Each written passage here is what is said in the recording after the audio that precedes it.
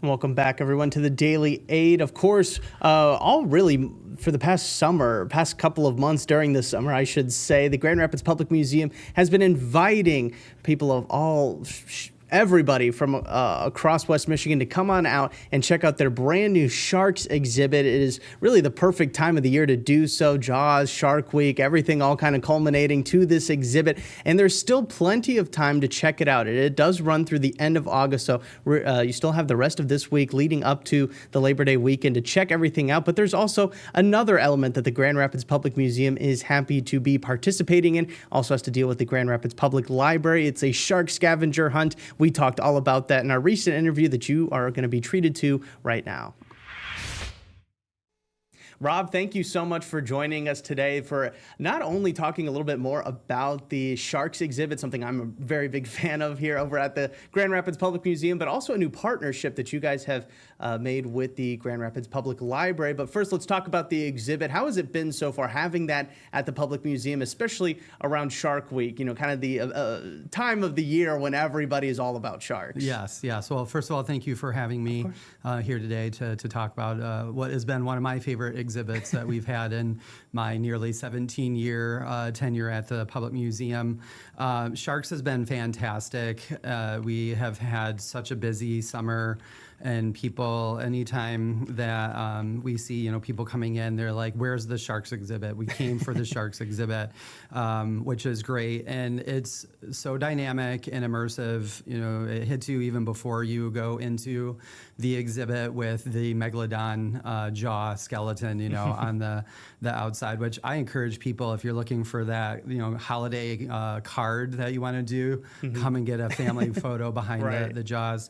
Having all of the large replicas has been great. Not too many people get to experience an up close, and personal visit with a great white shark. So to see it to scale in the museum's exhibit is really, really cool.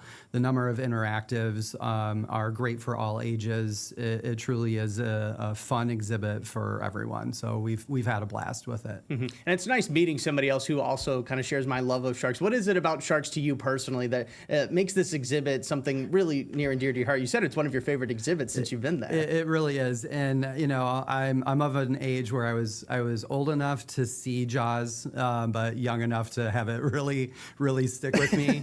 Really scar you a little bit. Sometimes irrationally, getting out of a pool really quickly. But I've been fascinated with sharks. I'm fascinated with all living creatures, but there's just that mystery, and immediately the Jaws sound, the theme comes in, and so it probably started more out of a fascination plus fear. And I've always been a fan of documentaries and of especially ones about wildlife. And, to see throughout my time how that has evolved, the stories about sharks and interacting with sharks and something that big that you can get into the water and swim next to is just fascinating to me. The fact that they have such close ties to their prehistoric ancestors is also really fascinating. Right. Down to the fact that they lose their teeth, so you go to the beach in the south, you might find a shark tooth. So it's a little bit of everything. It's the mystery, it's the size, it's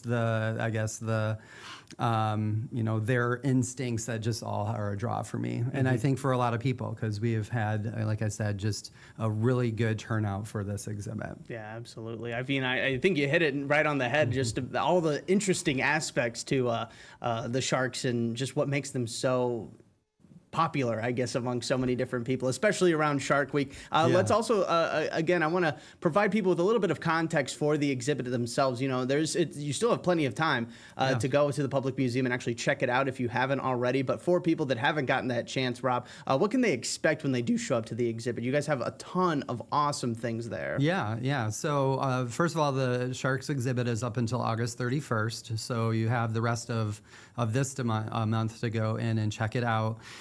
We've also had our activities out all summer long that are both just fun games, toys, interactives that are not tied to a specific theme, but as well as ones that are tied to sharks. We have a special shark drink in our cafe that can kind of get you, into the theme itself. We have a Lego hunt that's going on. So while you're at the museum, you can go and check out this cool exhibit, but make sure you also check out all of the other fun stuff that's happening in the museum. The exhibit itself, I believe there are 7 different life-size sharks. The hammerhead shark, white shark, bull shark, and then there's little vignettes about each of those sharks and their kind of characteristics, tendencies. One of my favorite things is, as part of the interactives, you can do a shark personality test. Really? Which you, just kind of like any personality test, you answer a question that leads to a series of other questions, and at the end it pairs you with what shark you're most like. I think I was most like the Port Jackson shark, which my takeaway was that I don't steal food from my friends. I think all the other ones do that. Right. But it's a fun little interactive. There's, coloring pages for young kids. There's this really cool thing about the hammerhead shark and their vision, because, their eyes are on the side.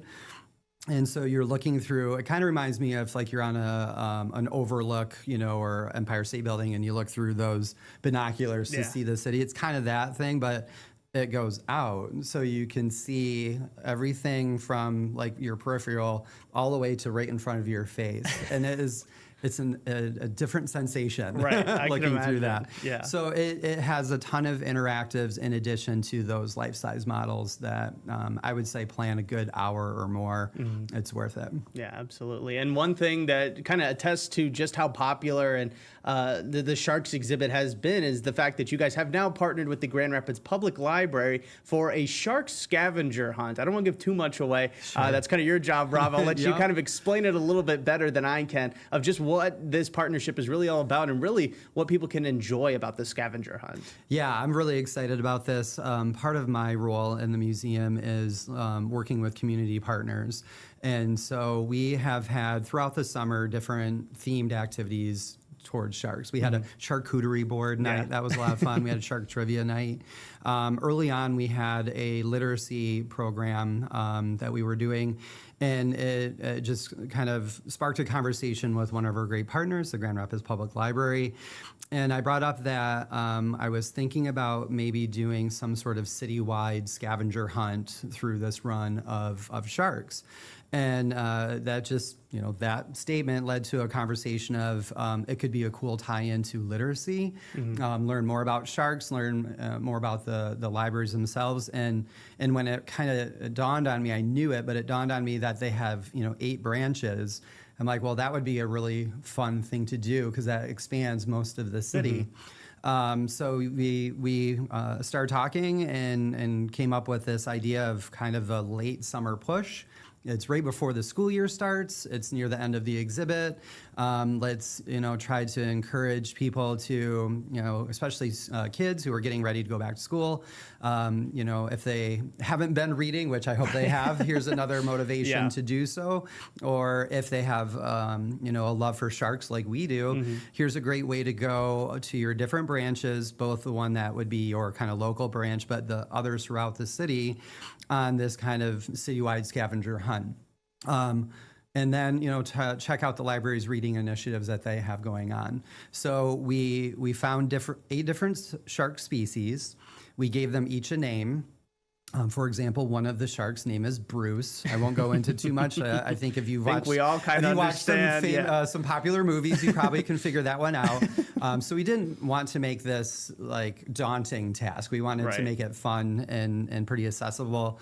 So we gave each of those shark species a name, and then we made clues to tell you what branch it would be at and kind of a silly activity they'd be doing.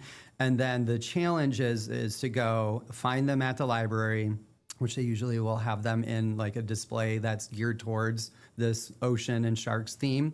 And then right down, we have a little, and I brought it in, a little shark scavenger hunt. Well done. Paper copy, PDF, do it online as well. But to answer it, you say what shark species it is. So you'll go to the branch, follow the clues, write down what species of shark it is. When you've completed all 8 of them, bring it back to the museum, and we have some giveaways at the museum for their participation. Yeah. So fun way to get out and about in the city, check out your local libraries, get back into the swing of things, and reading. If you don't have a library card, maybe a great chance to get one. So a way to partner and to really promote literacy and the tail run of this sharks exhibit. So Really checks off a ton of boxes. Not only are you having fun, you're learning about sharks, you're kind of encouraging that summer reading, for kids, especially with back to school kind of coming up here before they really know it. So again, it really does check all those boxes. You mentioned something about giveaways and some prizes for people that are participating in the scavenger hunt. Yeah. Can you tell us any of those, or is it kind of a top shark secret? Well, I can tell you that it's not going to be like big cash prizes. So if anyone was No thinking cars about that, or no cars, trips to Fiji or anything like that. We have a lot of museum swag. So pencils, magnets, stickers, things like that. So we've kind of put some bundle packages together of stuff like that. So some fun ways to just enhance your museum gear. Exactly. Yeah, no, got to pick up that swag when you can, any chance you can. Well, Rob, again, this is a super awesome exhibit itself, but then kind of adding in the scavenger hunt portion for it. I mean, just the perfect way to really end summer and still celebrate Shark Week at least a little bit longer throughout the month of August. There's still plenty of time. Like we said, we do have more information on this scavenger hunt right now over on our website, woodtv.com.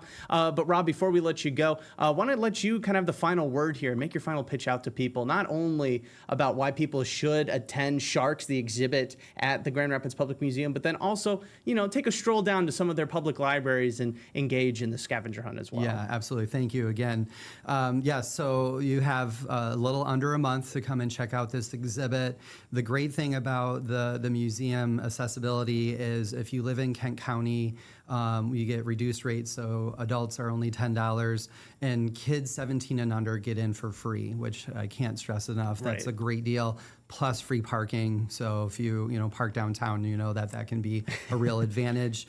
And so it's definitely geared towards getting kids out, getting out to the library and checking out all of the wonderful resources that we have here in Grand Rapids is just a great opportunity to end the summer, get ready for back to school kind of things, and enjoy getting out and about.